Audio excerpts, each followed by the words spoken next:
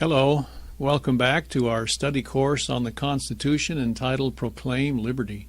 Today we will be discussing Lesson 21, which actually will be the conclusion of our study of the original Constitution as it came out of the Convention. We'll be studying Articles 4, 5, and 6, and 7 in this lesson. You know, prior to the Constitutional Convention, and prior to the adoption of the Constitution, actually, many of the states were treating each other as foreign powers. And Article 4 was designed to help solve some of the fears of the states, some of the most abrasive problems that had arisen over the number of years between the 13 original colonies. So we'll discuss now Article 4. An easy way to remember Article 4 is for the states. For the states. Roman numeral 1, Section 1 of Article 4 provides that the acts of one state will be binding on all the other states.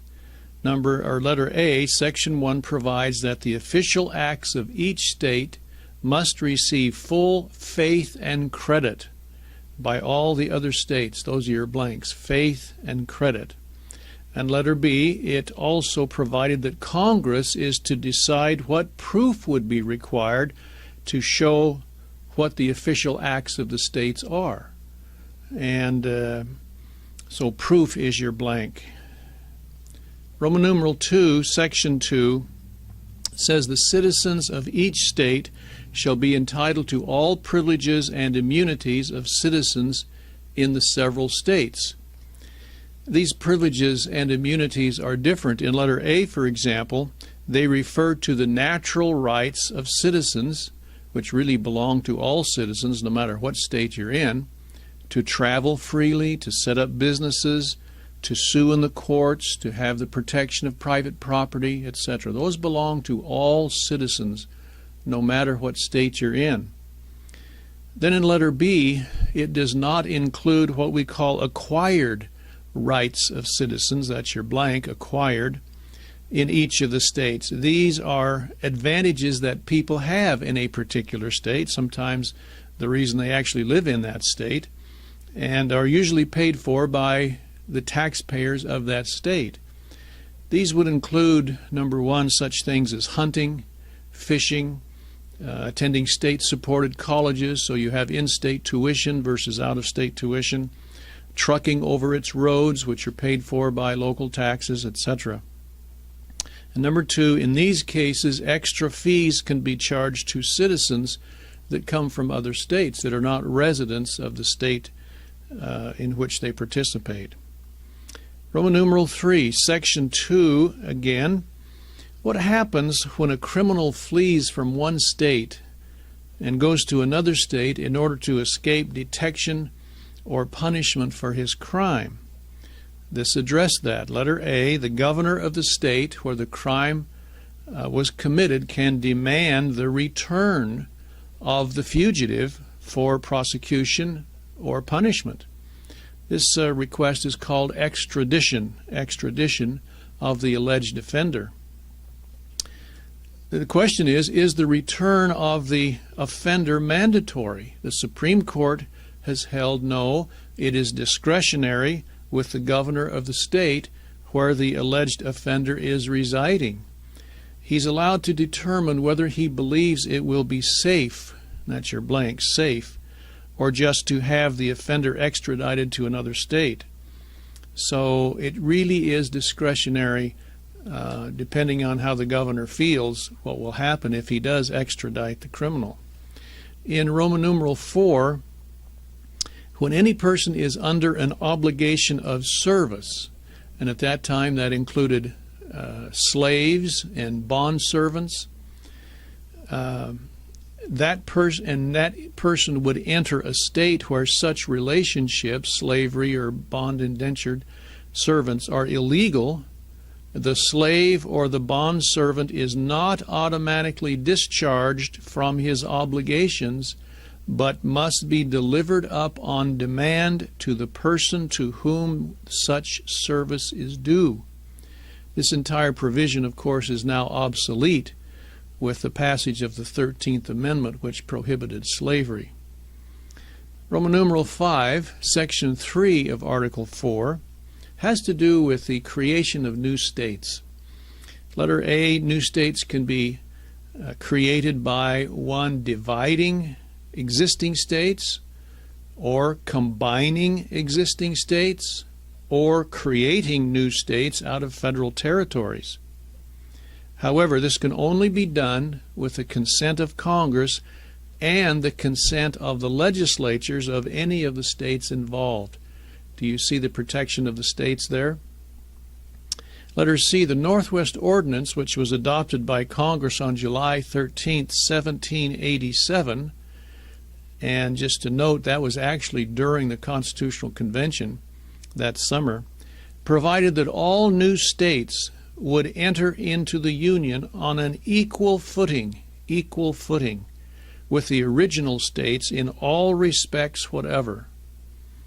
And this is most interesting. By the way, the Northwest Ordinance was not only adopted by Continental Congress on July 13th, but was later readopted by Congress under the new Constitution. Number one, the states created east of the Mississippi and those from the Louisiana Purchase all came in on an equal basis. We talked about this when we showed you the map of federal land holdings. Do you remember that map in a previous lesson? However, when the western states came into the Union, and which included Alaska, the federal government has permanently retained vast quantities of their lands. Efforts are now being made to ratify this injustice. The press has called this claim, to reclaim state lands as the Sagebrush Rebellion. That's your blank, Sagebrush Rebellion. It's really not a rebellion at all. The states are just trying to get their land back and to be treated on an equal basis when they came into the Union, just like a lot of the other states east of the Mississippi and the Louisiana Purchase states. But that's still an issue among the western states. Section 3 of Article 4 provides only Congress shall have the power to regulate or dispose of territory or property belonging to the United States. It's interesting that Congress, of course, includes both branches, both houses, the Senate and the House. This provision was totally ignored when the United States gave away the Panama Canal. Letter A, instead of going to Congress as required by the Constitution, the President signed it away by means of a treaty. Treaty is your blank. Letter B, the Senate was then induced to ratify the treaty, but the House of Representatives was never consulted. They made strong demands on the Senate to be a party to the transaction, which is, of course, constitutional. But they were completely denied that effort. Section 3 of Article 4 also includes the fact that the United States shall guarantee a Republican or representative form of government in each of the states. This is interesting. We talked earlier about a republic versus a democracy. But what is a Republican form of government? Well, of course, a Republican form of government is where the business of government is done by representatives of the people, freely elected representatives of the people. But if these representatives only did business based on what they felt a majority of the people wanted, or polling, for example, which is done a lot nowadays, do you see where that kind of a republic would only be a super democracy?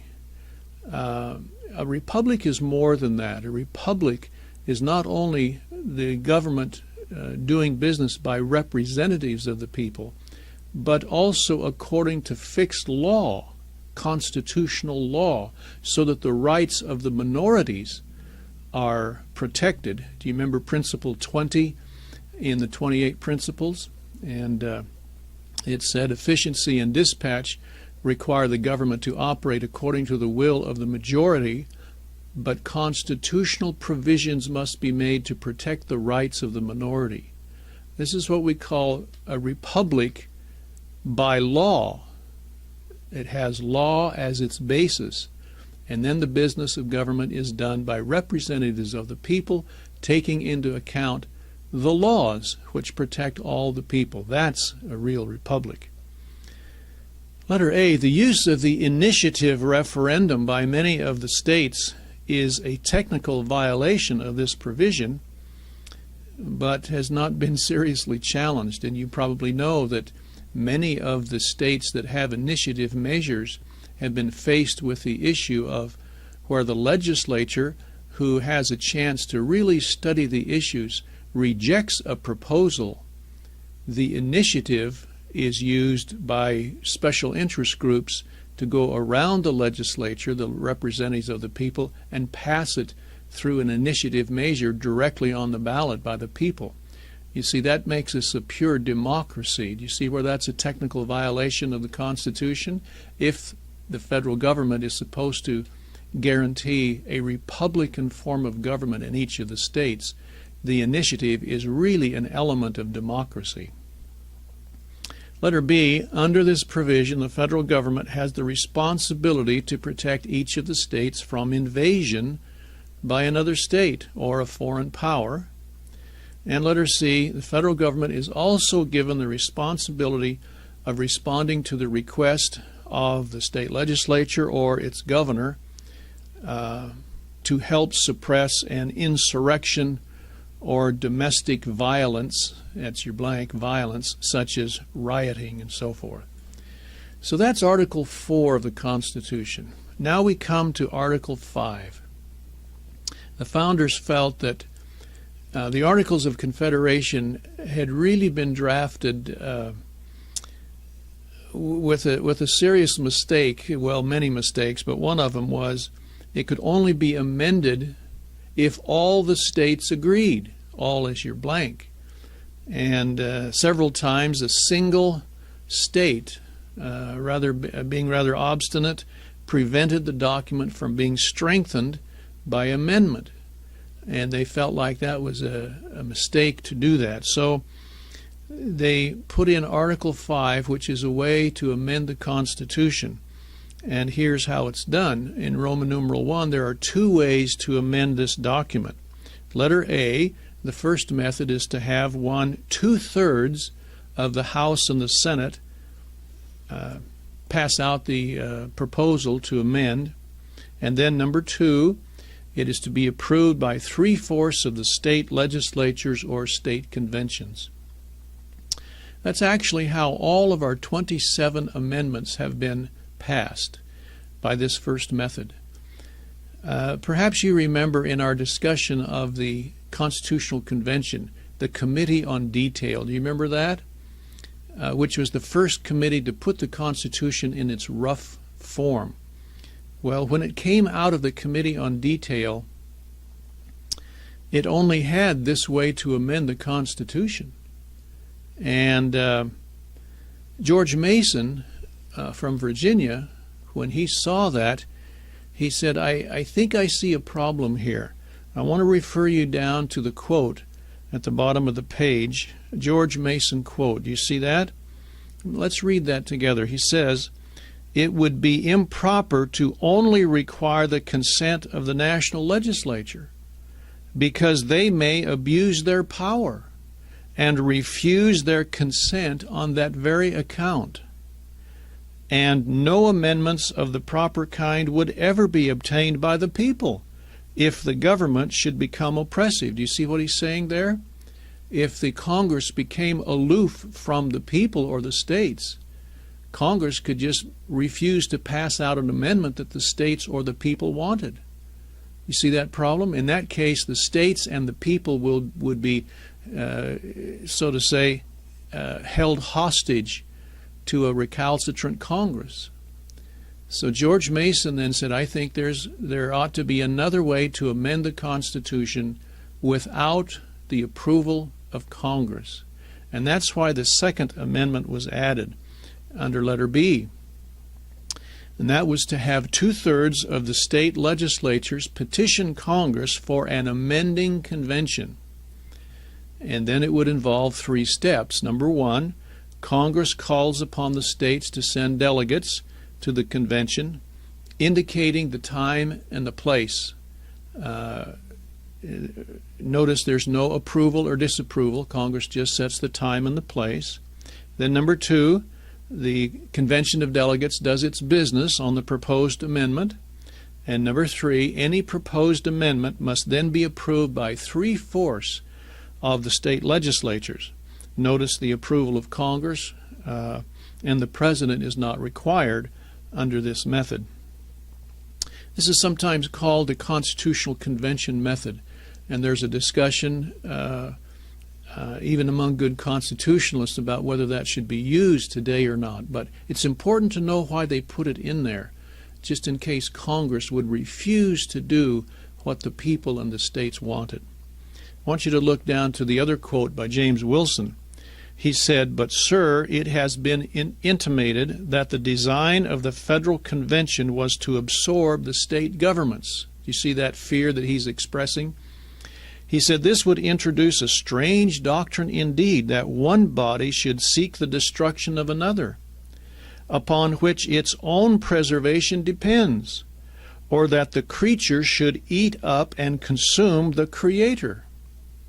The truth is, sir, that the framers of this system were particularly anxious, and their work demonstrates their anxiety to preserve the state governments unimpaired.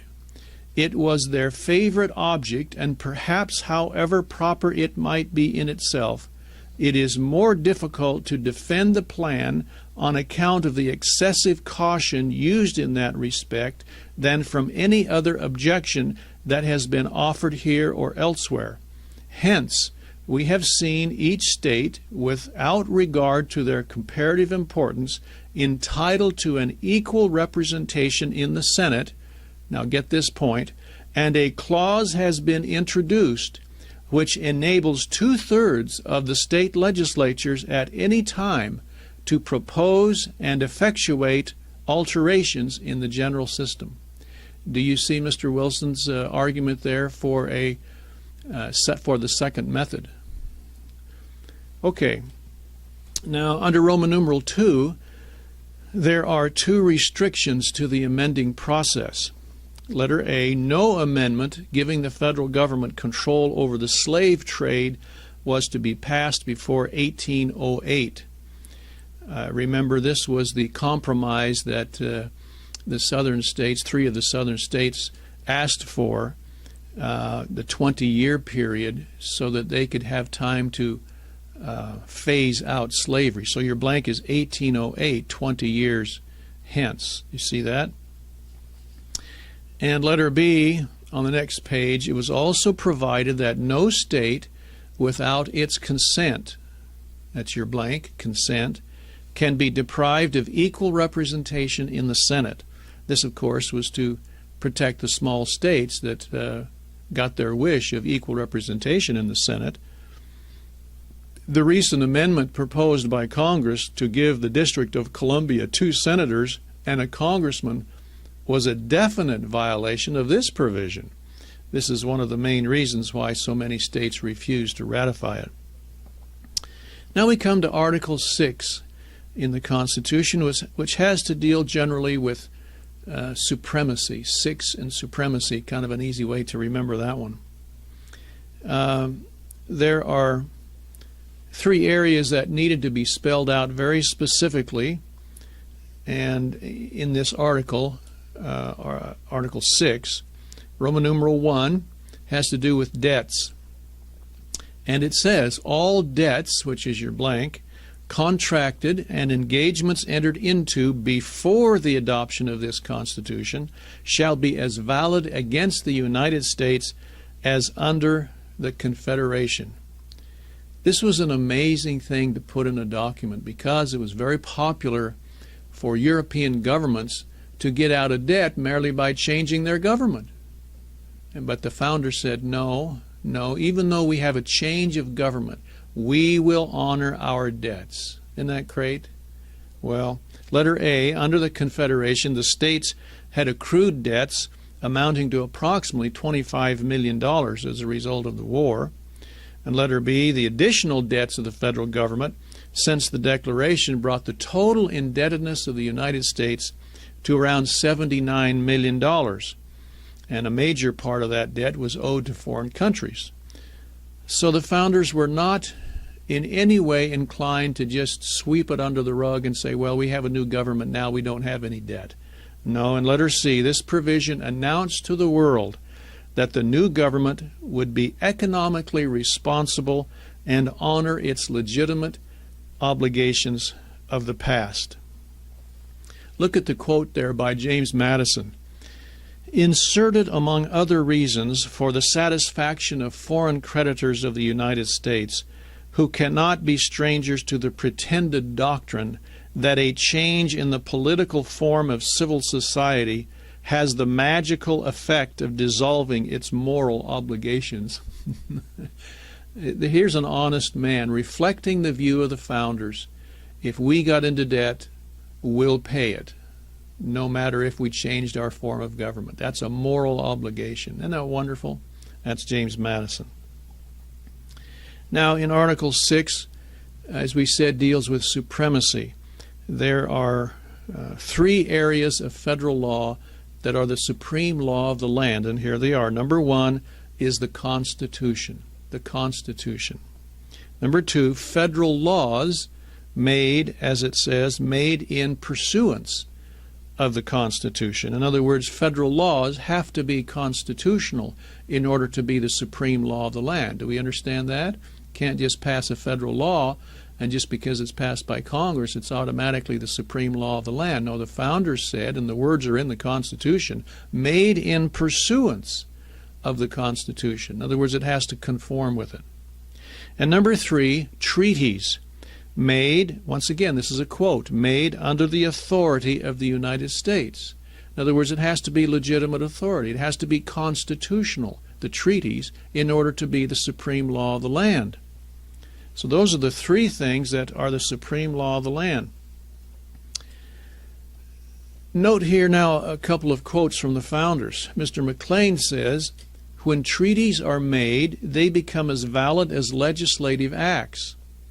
I apprehend that every act of the government, legislative, executive, or judicial, if in pursuance of a constitutional power, is the law of the land. Do we get that now? It has to be constitutional. You can't pass a treaty that is against the Constitution or violates a portion of it and then say, well, it's the supreme law of the land.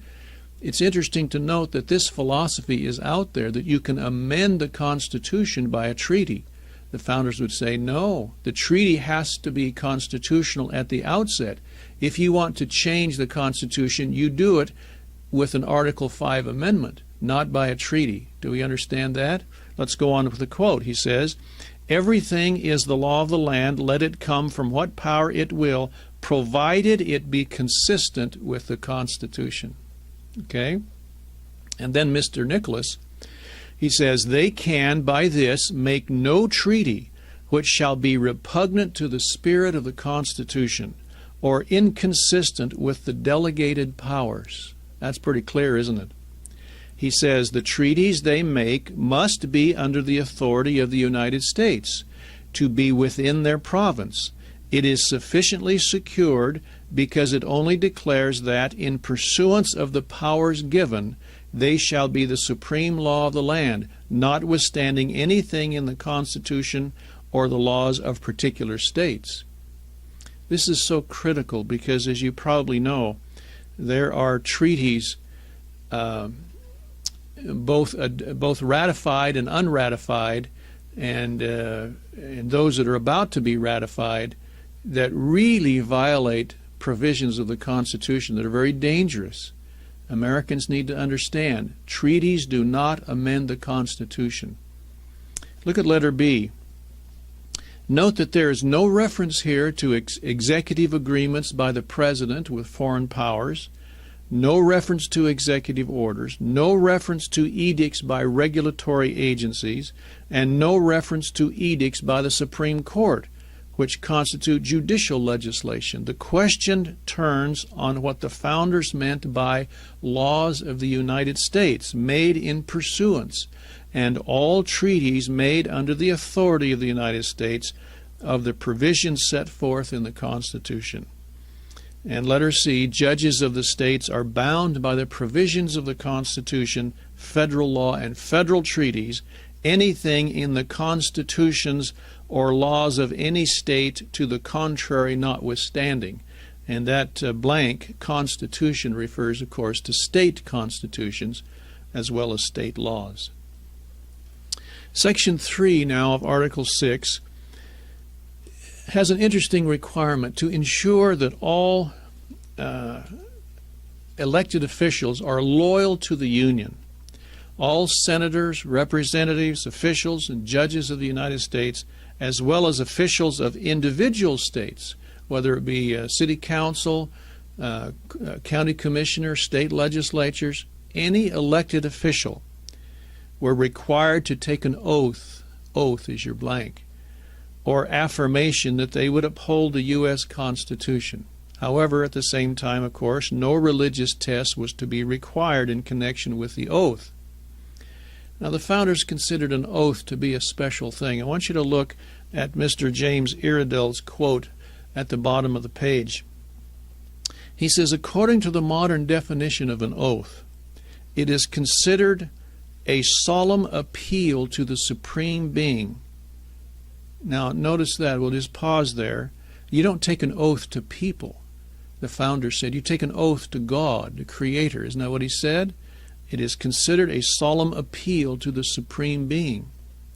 For the truth of what is said by a person who believes, now get these two requirements here that they said a person must believe in order to take the oath. A person who believes in the existence of a Supreme Being and in a future state of rewards and punishments, according to that form which will bind his conscience most. Do you see what they're saying here? You only administer an oath to a person who believes in a Supreme Being and in a future state of rewards and punishments. Now, why would they say that? Well, of course, the obvious answer is they would say it because if somebody didn't believe that, taking an oath would be meaningless. They would not be held accountable in their minds for anything. Do we understand that? So that was their requirement.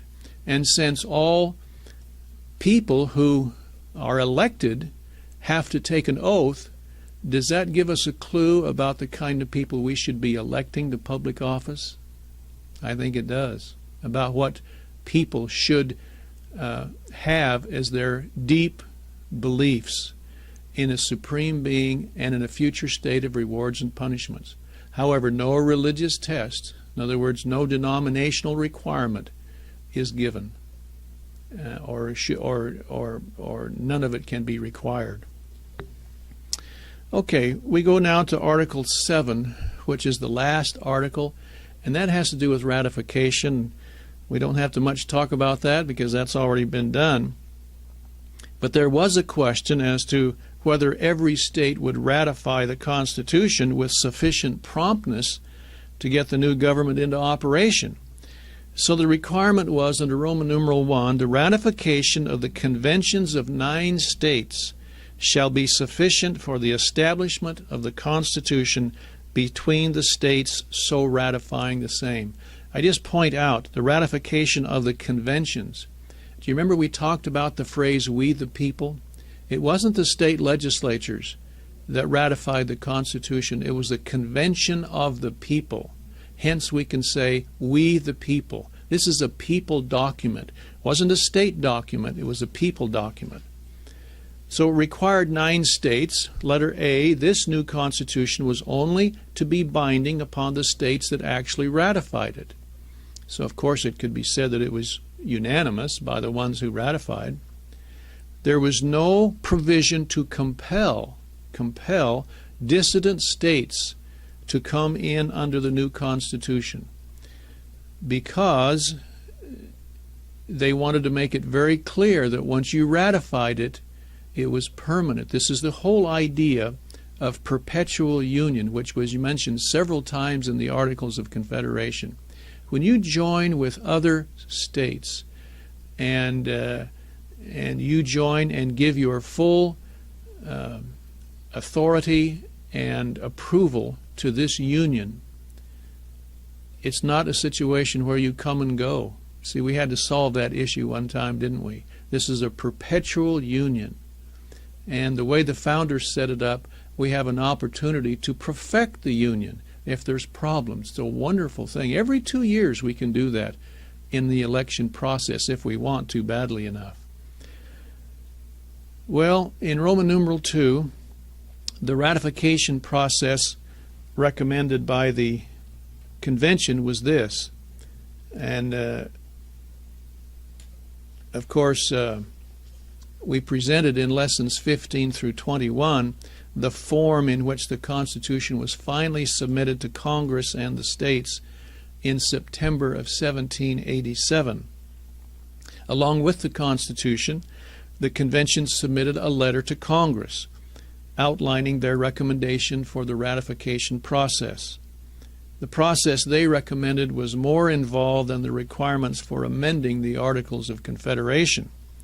Letter A, the Articles required that any amendments be approved by Congress and then approved by all state legislatures. Letter B, the recommendation from the Convention on the ratification of this new, more perfect union suggested that, number 1, the Constitution be approved by Congress and then sent to the states. Number 2, each state legislature would recommend the Constitution to the people of their states. Then the people choose the delegates for the conventions. And number 4, if the convention approved it, each convention would give the notice to Congress.